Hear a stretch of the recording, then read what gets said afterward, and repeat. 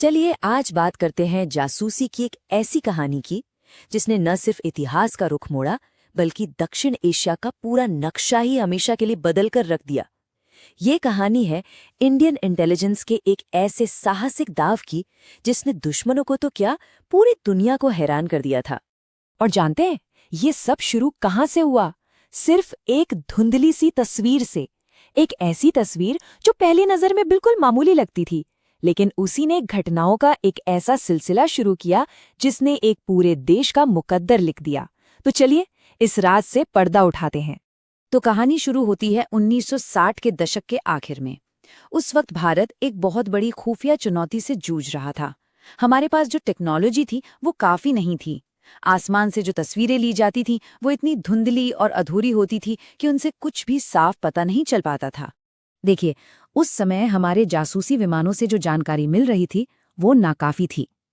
तस्वीरें इतनी अस्पष्ट थीं कि दुश्मन क्या कर रहा है इसका ठीक ठीक अंदाजा लगाना लगभग नामुमकिन था।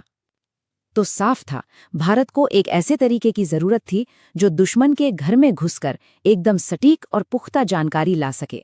और बस यहीं से कहानी में एक बहुत ही अहम किरदार की एंट्री होती है। एक जासूस जिसका कोड नेम था इब्राहिम। उसे एक नई पहचान देकर पाकिस्तान के बीचों बीच भेजा गया। उसका मिशन था वो जानकारी निकालना जो भारत की तकदीर बदल सकती थी। अब ये जो आप देख रहे हैं ना, ये कोई मामूली डायग्राम नहीं है। ये उस वक्त के सबसे सुरक्षित कम्युनिकेशन सिस्टम में से एक था। पाकिस्तान से भेजी गई हर एक खबर को कई परतों के पीछे छिपाकर दिल्ली तक पहुंचाया जाता था, ताकि इब्राहिम की पहचान और उसका मिशन दोनों पूरी तरह से महफूज रहें। कई महीनों तक तो सब कुछ रूटीन के हिसाब से चलता रहा। इब्राहिम छोटी छोटी मामूली रिपोर्टें भेजता रहा, लेकिन फिर एक दिन एक ऐसी तस्वीर आई जिसने दिल्ली में बैठे इंटेलिजेंस के आला अधिकारियों के होश उड़ा दिए। उस एक तस्वीर ने एक बहुत बड़े धोखे से पर्दा उठाया। पता चला कि अमेरिका, जो पूरी दुनिया के सामने हथियारों पर बैन लगाने की बड़ी बड़ी बातें करता था, वही चोरी छिपे पाकिस्तान को लड़ाकू विमान, बॉम्बर्स और सैकड़ों बख्तरबंद गाड़ियां भेज रहा था। ये भारत के लिए एक बहुत बड़ा और सीधा खतरा था। इस खुलासे ने भारत की पूरी स्ट्रैटेजी को हिलाकर रख दिया। अब खतरा सिर्फ पश्चिमी सरहद पर नहीं था, बल्कि पूर्वी पाकिस्तान यानी आज के बांग्लादेश में भी एक बड़ा तूफान आने वाला था और भारत को फौरन कुछ करना था। इसी बीच भारत की खुफिया एजेंसी RNW यानी रिसर्च एंड एनालिसिस विंग ने लंदन से एक और जबरदस्त जानकारी निकाली। पता चला कि पाकिस्तान पूर्वी पाकिस्तान में एक बड़े मिलिट्री एक्शन की तैयारी कर रहा है। इसका सीधा असर भारत की सुरक्षा पर पड़ना तय था। अब इस नाजुक हालात में RNA की चीफ RN काओ एक बहुत ही साहसिक योजना लेकर आए। उन्होंने सुझाव दिया कि भारत को अपने एयर स्पेस यानी हवाई क्षेत्र को पाकिस्तानी उड़ानों के लिए बंद कर देना चाहिए।